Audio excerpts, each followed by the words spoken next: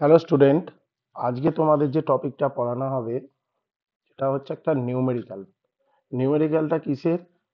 Thermal engineering এ তোমাদের third সেমিস্টারে আছে, এবং সেটা হচ্ছে প্রপার্টিস অফ গ্যাসের একটা ওরিয়েন্টেড ওর উপরে নিউমেরিক্যাল করাচ্ছি। তাহলে এখানে তোমার অঙ্কটা কি দেয়া আছে তোমরা দেখে নাও।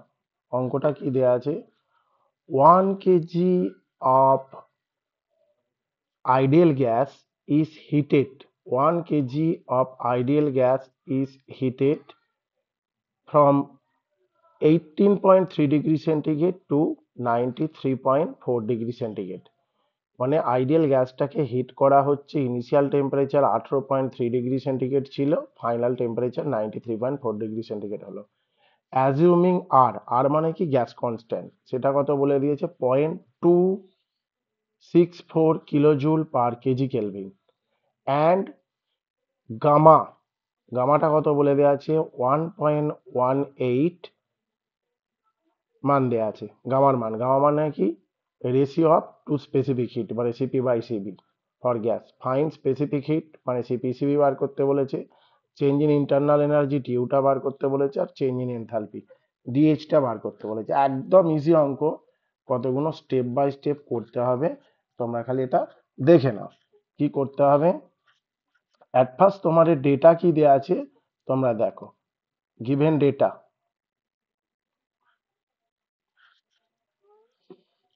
আচ্ছা, ডেটা যেটা দেয়া আছে, 1 kg অফ আইডিয়াল গ্যাস, তার মানে মাসটা কত? 1 kg। Okay, from temperature 18.3 degree centigrade two 93.4 degree centigrade, মানে T1টা হচ্ছে 18.3 ডিগ্রি সেন্টিগ্রেড, T2টা হচ্ছে কত দেয়া আছে? 93.4 ডিগ্রি সেন্টিগ্রেড। থার্মালে কি বলেছি তোমাকে? প্রত্যেকটাকে কেলভিনে কনভার্ট করতে হবে, তার মানে কেলভিনে কনভার্ট করতে গেলে 273 দিয়ে যোগ করতে হয়। কেলভিন করে দাও সেন্টিগ্রেডকে, এটা 273 যোগ করো, 93.4 কেলভিন। ওকে, আচ্ছা, এটা তোমার ক্যালকুলেশন করে যেটা হচ্ছে 291 291.3 কেলভিন। আর এটা যেটা হচ্ছে তোমার, এটা যেটা হচ্ছে 366.4 ডিগ্রি সেন্টিগ্রেড, 4 ডিগ্রি কেলভিন। ওকে, সেন্টিগ্রেডকে কেলভিনে কনভার্ট করেছি। তাহলে T1 T2 পেয়ে গেলে, ইনিশিয়াল ফাইনাল টেম্পারেচার। আর কি দেওয়া আছে? ক্যারেক্টারিস্টিক গ্যাস কনস্ট্যান্ট বা গ্যাস কনস্ট্যান্ট। আর সমান কত দেওয়া আছে? 0.264 কিলোজুল পার কেজি কেলভিন, এটা আর এর মান দেওয়া আছে। গামার মান কত দেওয়া আছে? 1.18, এটা গামার মান দেওয়া আছে। তাহলে বার করতে কি বলেছে?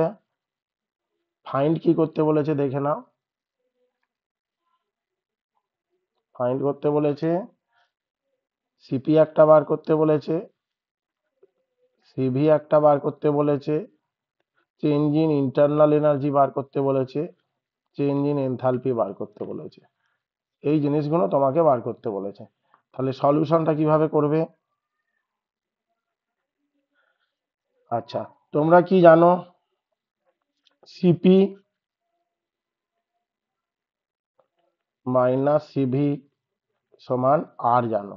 ওকে, both side divided by CV. আমি যদি সিভি দিয়ে ভাগ করে দিই, এটাও হবে সিভি মাইনাস সিভি হবে is equal to R by CV হবে। তারপরে কি করছি? সিপি বাই সিভি মানে কত? এটা মানে তোমরা গামা জানো, -1 is equal to R by CV. অতএব সিভি সমান কত? R by gamma -1। তাহলে আর এর মান কত দেওয়া আছে? 0.264, 0.264 ডিভাইড বাই গামার মান কত? 1.18 -1। আচ্ছা, এরও ইউনিটটা কি হবে? যেহেতু আর এর ইউনিটটা কিলোজুল পার কেজি কেলভিন আছে, তাহলে এটা জুল নয়, কিলোজুল পার কেজি কেলভিন হলো। আচ্ছা, এটা সমস্ত টার্ম ক্যালকুলেশন করে যেটা আসবে 1.47 কিলোজুল পার কেজি কেলভিন, এটা হলো সিভির মান। এবার আমরা কি জানি, we know CP by CV সমান 1, অর তাহলে সিপিটা equal to, sorry, CP by CV সমান 1 নয়, এটা গামা হবে, গামা। তাহলে সিপি সমান কি, সিভি ইন্টু গামা। তাহলে সিভির মান কত পেয়েছি, 1.47, আর গামার মানটা তোমার কত দেয়া আছে, 1.18। গামার মানটা তোমার দেয়া আছে 1.18। তাহলে 1.47 এর সাথে 1.18 গুণ করে দাও, গুণ করলে এটা ইউনিট হবে কিলোজুল পার কেজি কেলভিন।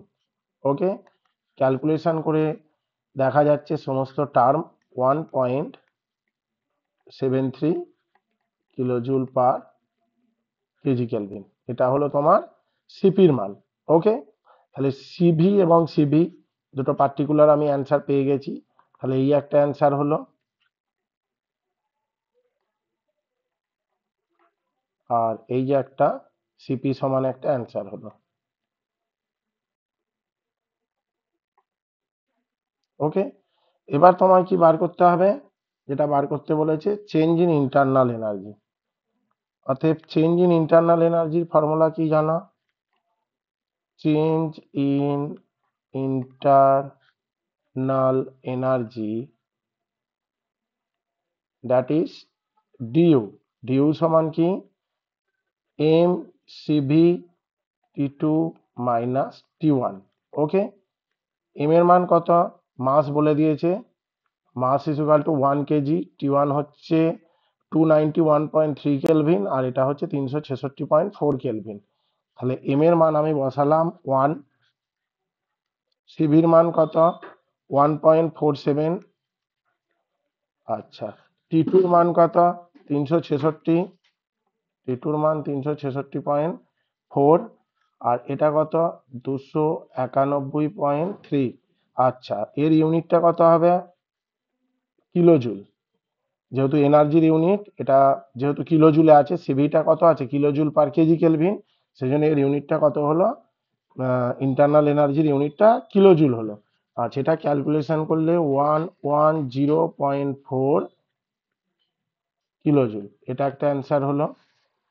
আর নেক্সট হচ্ছে কি হবে, চেঞ্জ ইন এনথালপি, এটা দেখে নাও, চেঞ্জ ইন এনথালপি, এটা কত, ডিএইচ। ডিএইচ সমান তোমরা কি জানো, এম সিপি টি2 মাইনাস টি1। আচ্ছা, এম এর মান কত আছে, এম এর মান 1, সিপির মান কত বেরিয়েছে 1.73, টি2 মান কত আছে 366.4, আর এটা কত আছে 291.3। আচ্ছা, এরও ইউনিটটা কিলোজুল হবে, বিকজ সিপির ইউনিট হচ্ছে কিলোজুল পার কেজি কেলভিন। আচ্ছা, সমস্ত কিছু ক্যালকুলেশন করে দেখা যাচ্ছে 11130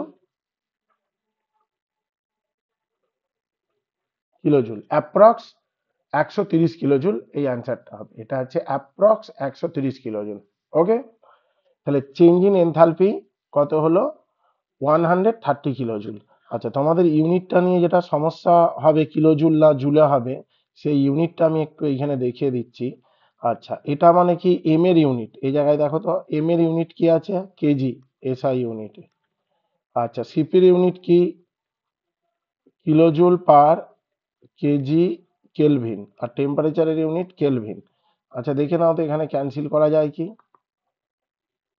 কেজি কেজি ক্যান্সেল করলাম, কেলভিন কেলভিন ক্যান্সেল করলাম, তাহলে রিমেনিং কি পড়ে থাকলো, কিলোজুল। তাহলে দেখো, এটার ক্ষেত্রেও কিলোজুল অ্যান্সার হচ্ছে, এটার ক্ষেত্রেও কিলোজুল অ্যান্সার হচ্ছে। এক্সপেক্টেড তোমরা নিউমেরিক্যালটা বুঝতে পেরেছো, কোনো সমস্যা নেই এই অঙ্কটার জন্য, একদম ইজি অঙ্ক, তোমরা একটু প্র্যাকটিস করলেই হয়ে যাবে অঙ্কটা। ওকে।